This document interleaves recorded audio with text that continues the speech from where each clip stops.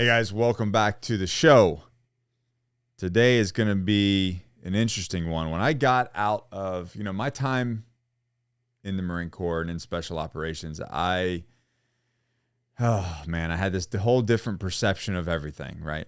As many of you guys know, you just like this, and as I got older and started to get out, I started to change a little bit. But early on, in the days in Recon, the days in MARSOC, it was like any sort of weakness was just that weakness. Any sign of emotion was just pure weakness. And it's not necessarily a good thing, right? And I'm not saying to use emotions or feelings as excuses, because I think that today people are really too quick to check their emotional temperature. And my wife says it great in her book, How Not to Be a Miserable Cow. You can pick that up on Amazon. See how I did that? You're welcome, babe. But she goes, a lot of women are waking up and taking their emotional temperature and going, how do I feel today? And the reality is, it doesn't fucking matter. It doesn't matter how you feel. You get up and you do the thing the same. We were talking into the Agogi group and mentorship group yesterday, and one of our guys talked in. And he was talking about, how do you deal with this and how do you deal with that? And it basically is the same. You run the routine the same. You run the play the same. Doesn't matter if you're tired, you're hungry, you're pissed off, you're sad, you show up, you go to the gym, you take care of your kids, take care of your wife, you show up regardless. And that's been my message quite a bit, and you guys know that, right? Like, you do the thing regardless, consistency for a long period of time, and you achieve success. That's how there's no magic secret. That's the way you get success.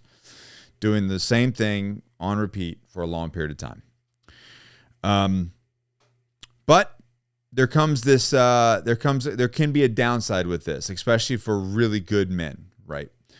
If you ever feel like you're choking back on emotion, like you're holding back, you're choking back on emotions, you're holding back on anger, you're holding back on frustration, and you're just bottled up, right?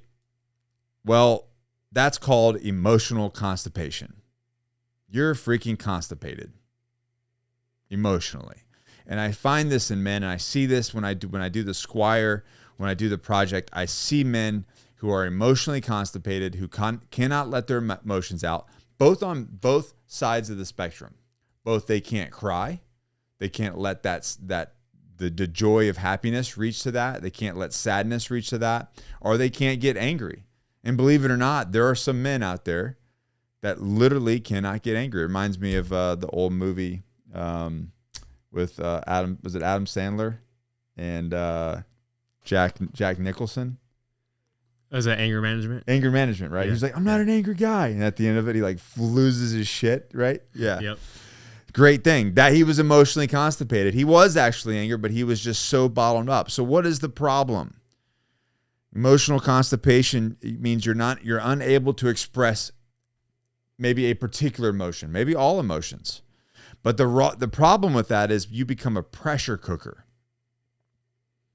Except the steam has nowhere to go. And I really do feel like this is becoming an epidemic in really good men. Not the whiny baby men that they wear their emotions on their sleeve and they're constantly whining and complaining. That's not what I'm talking about. I'm talking about good men who are doing the job. They're showing up regardless. I did a reel or a podcast where I was talking about this, and you walk in and you kick the dog and how your family doesn't care, and I got a lot of heat for that. Now, of course they care, but the reality is you have to show up and be positive, because they feed off your energy. But the problem is if the guy's doing that, right? He has a bad day at work, he puts that shit away, deals with it in the car, and then comes home and takes a breath and walks in and serves his family, right? Shows up as the happy dad, as the happy husband, and gives them a good evening with the family, right? Instead of just coming in, cracking a bear and kicking the dog and yelling at the kid and telling the wife how dinner sucks. That's not the guy I'm talking about. I'm talking about the guy who really does show up, but he has no outlet for those emotions, and he is becoming that pressure cooker. And the consequences of this is cancer, man. This stress and this bottling up of your emotions, being emotionally constipated, is just that. It's a cancer that will slowly kill you and eat away at the quality of your life. And then what happens is you find vices to deal with that, because the pressure has to go somewhere, right? And you're trying to be a good guy, but you can't let your anger and frustration out. You can't let your sadness out. You can't let whatever it is, the thing that you don't want to show out. And you lose your quality of life. You lose out on authentic relationships. And eventually your mental health dies. And the worst of all, man, you just lose. And I've had so many people hit me up on this thing right here and slide in my DM saying, man, I'm just not the man that I know I can be. I'm not the man that I was, and I want to find that man. So you really lose the connection with who you are. So why is this happening? Why does this happen to really good men? Well, from when we're born, especially in my generation, it was boys don't cry, right? Men don't cry. You ever heard that, Mario? Absolutely. Yep. Boys don't cry. Man up, right? And you guys, if you guys follow me for any period of time, you know that I'm like, that's the drum that I bang. Man the fuck up. But we're conditioned that emotions equate weakness, and that's not the case. That is simply not the case. It's actually a strength. But we cannot let this thing happen to where we continually to internalize everything, and we become emotionally paralyzed. We become emotionally numb because we're not allowed to show these things, so we just become, a shell of who we are, and we're not honest about ourselves. We're not able to communicate what's going on. That's one thing that I've really, really love about my wife is if she ever sees this kind of happening with me, she's like, we sit down and we really talk about it. And what's amazing is when I do that, and I'm not saying that I like bawl my eyes out to her, even though I have in the past at some point. But like when I just get it off my chest, like, hey, these are the things that are on my mind. These are the things I'm dealing with. She offers the most amazing insight.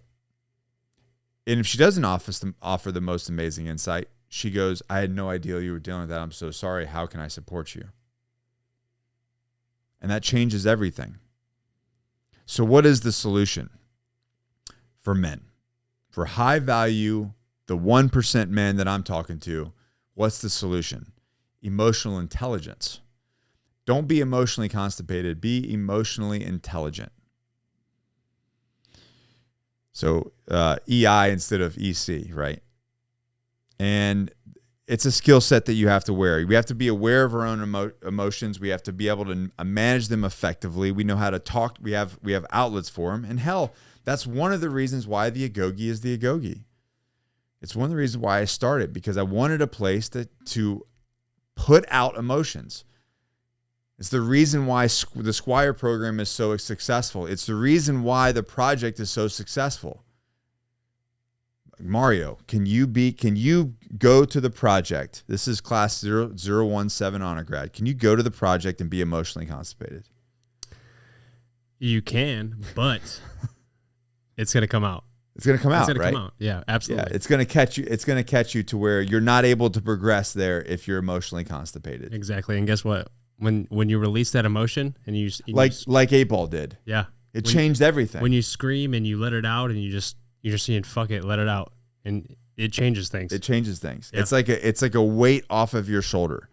So I challenge you guys to cultivate emotional intelligence. Be mindful of your emotions, whether it be meditation, whether it be getting in things like aggressive things like what we're launching, like the project, or what we're launching, the Agoge Crucible class 001 is going to be coming up. Okay.